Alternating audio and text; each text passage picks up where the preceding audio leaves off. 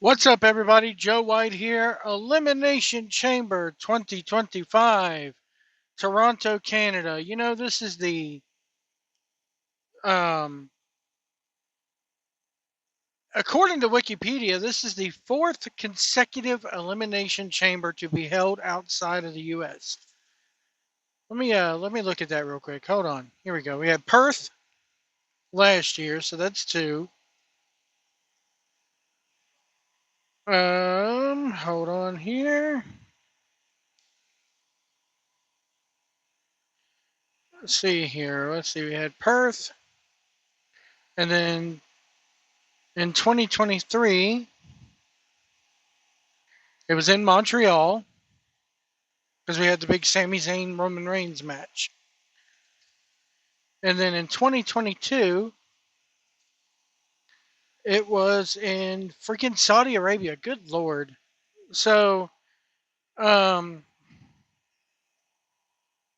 yeah, fourth one outside of the U.S. That's crazy, man. That's crazy, and it's only going to get worse. That's what kills me as far as them not holding events in the U.S.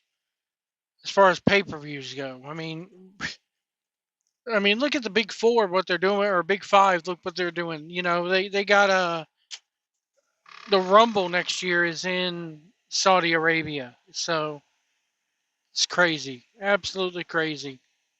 How we're getting less and less events. The ticket prices are going up, and the fans, we can talk to them.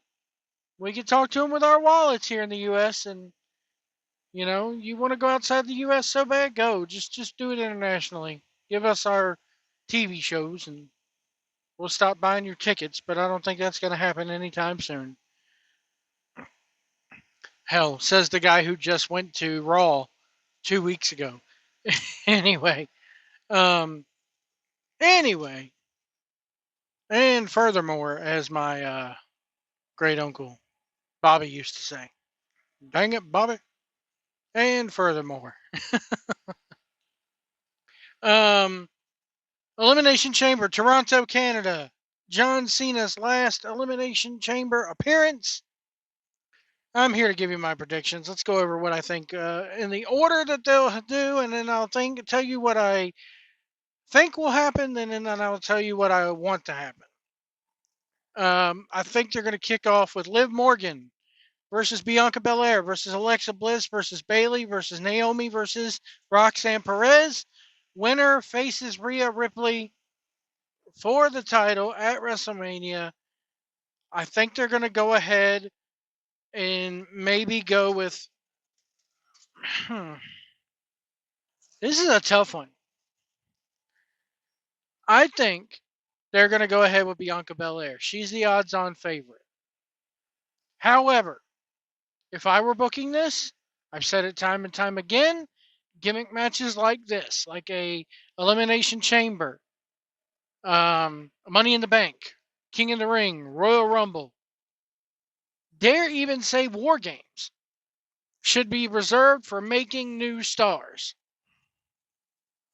So if I were booking this, if it was me booking it, I'd have Roxanne Perez go over. I think Roxanne Perez versus Rhea Ripley at WrestleMania would be a hell of a match. I don't see them going that route, though, because Bianca Belair's been the heavy favorite all along. However, they do need to wrap up the Jade Cargill mystery angle. And we need a winner. We need a solution for that angle pretty damn soon. If it's not Bianca Belair, then I would love to see, Jade Cargill versus Naomi at WrestleMania, because it's going to come out that Naomi really was the one that attacked her. Maybe do Bianca Belair as the guest referee, or how about doing Naomi versus Bianca at WrestleMania with Cargill as the guest referee? Jade Cargill doesn't have to do much in a referee spot. She doesn't have to work all that hard. So again, you can hide her negatives and accentuate her strengths, and maybe she sides with Naomi. I don't know. I would love to see Roxanne Perez get this. I really would. I'm not saying she has to win at Mania, but it would be a good way of making her into a top level talent. I think having her show up on NXT this last Tuesday was a horrible thing, and it just puts her back down in that lower tier. It just does. I don't mean to demean anybody in NXT. I don't mean to demean the NXT brand, but it is a developmental brand. Now you could argue that this Evolve thing coming out on Hulu, or not Hulu, Tubi in a few days will take over that developmental spot along with the LFG show, which is complete bullcrap. It's like they took Tough Enough and turned it into like the Voice format where they have teams and all this and that. It's stupid. It's stupid. Anyway, I think maybe Bianca Belair is going to win it. I'm hoping that Roxanne Perez wins it, and Roxanne and Rhea will tear the house down at Mania. The next match I think they're going to go after the women's chamber match is going to be Sami Zayn and Kevin Owens, unsanctioned. I could see Randy Orton coming back in this one because there's no rules in an unsanctioned match. However, whose side is he going to be on? There's a lot of rumors that we're going to get Randy Orton versus Kevin Owens at WrestleMania. I'm not mad at that. You could do Randy Orton versus Sami Zayn at WrestleMania. I'm not mad at that either. But I think Orton comes back. Maybe they do a deal where he accidentally costs Sami Zayn the match. Accidentally, I don't know. I think Owens goes over in this one. By hook or by crook, Owens is going over.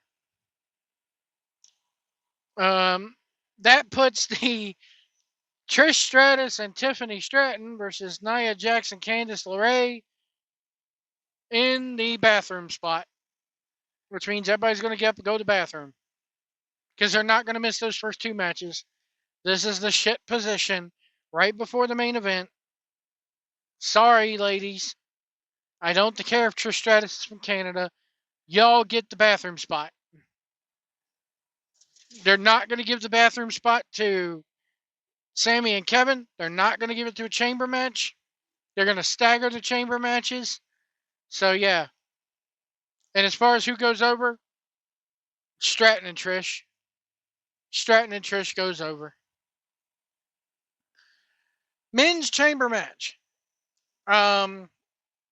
John Cena versus CM Punk versus Drew McIntyre versus Logan Paul versus Damian Priest versus Seth freaking Rollins. Okay, so here's what I think will happen. We also got the Cody thing. Oh, God, I forgot about that. There's your fifth match. So maybe they do the Cody thing after Sammy and Kevin. Keep the fans in their seats a little bit longer, and then they have the women's match.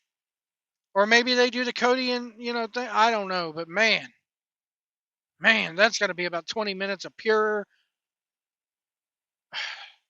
They could do it afterward. But let me go ahead and cover that men's match.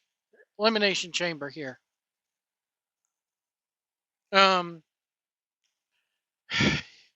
do I want to win this? Well, I would love to see CM Punk win it. John Cena's the heavy favorite. But I don't think we're going to get John Cena versus Cody at Mania. I think we're going to get John Cena versus Logan Paul at Mania because Logan Paul is going to cost John Cena some kind of way. He is going to cost John Cena this match. That's what I want to happen. That gives CM Punk an opportunity to go up against Cody. We get a heel CM Punk. CM Punk has sold his soul to the devil. He posted something on Instagram, like a little mural of him standing in front of the Toronto skyline with the Elimination Chamber up in the clouds, and he's got devil horns on his head. Maybe he's the one to side with Dwayne and all this. Oh, man. He would get booed like crazy. if he is The Rock's champion. He wants the WrestleMania, he wants the WrestleMania event, main event, night 2, so badly. Because it's Jey Uso and Gunther's main eventing night 1. I mean, come on. We can already see that going that way. But he wants the main event. He wants to be the last match on the last day of WrestleMania so badly that he would sell his soul and go corporate. Oh, what a story. What a story. And we get heel promos from Punk. We get him showing up. I mean, he's already showing up on commentary positions, but we get him showing up on Raw in a suit, his hair slicked back. I'm not saying he has to drink tequila with Dwayne because, he got to keep the straight edge thing, but oh my God, corporate Punk again? Oh my God. Well, not again because he's never really been corporate, but corporate Punk. You took away my main event. 2 nights in a row, 2 years in a row, you took away my main event. This guy finally made me see the light. I can't get around him, so I had to join him. I had to sell my soul to get what I want, just like all of you do when you have your vices, when you smoke your vape pens, when you hit your marijuana, when you drink your drinks. You sell your soul to those companies to get your little high. So you're no better than I am. In fact, I'm better than you because all I had to do was sell out corporately and not abuse my body to get to what oh my God, the promos will be amazing. Amazing. John Cena then goes on to WrestleMania to face Logan Paul in a hell of a match. He has all year to win the goddamn title. He has all year. And what's the point of him winning it? Again, John Cena, he could say, and that's another way they could go. I sold my soul to The Rock. I used to be all about him being a part-timer until I got a taste of it myself. Now I'm a part-timer. But pretty soon I'm going to be a no-timer because I'm leaving you all. I'm retiring from this to go be in Hollywood. It's best for me and it's best for my bottom line and it's better for my future in Hollywood if I break Ric Flair's record. And in order to do that, yes, I sold my soul out to Dwayne, my new Hollywood buddy, the final boss. They could go that way too. But then again, is Cena going to be there the night after WrestleMania? No. I don't see him being there the night after Mania or a couple weeks after. Punk will be, though.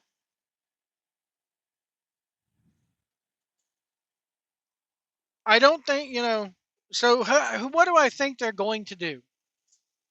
I think they're going to have Cena win it, but I would love Punk to win it. I would absolutely love CM Punk to win this and to go heel and to sell his soul. I don't see Cody going heel. If he did, that would be amazing. He's already given you his reasons why. I got a daughter. I got a wife. I got 2 nephews trying to do this.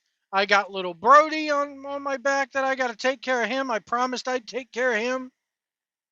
Old -1.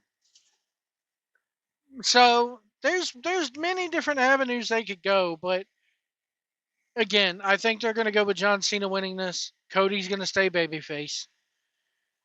As much as I would love to see him go heel just to stick it to Tony Khan, hey, WWE got him to do the one thing you couldn't. The one thing you didn't have the balls to make him do.